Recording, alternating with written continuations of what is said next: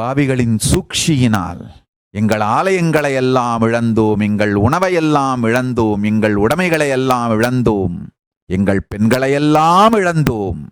ஆனால் இந்த ஞானத்தை, ஞான தீயை உயிரோடு வைத்து விட்டோம். ஆதிசைவர்களே, இந்த ஞானத்திற்காக உயிர் கொடுத்த பிராமணர்களே, உங்கள் எல்லார் தியாகமும் வீணாய்ப்போக விடமாட்டேன்.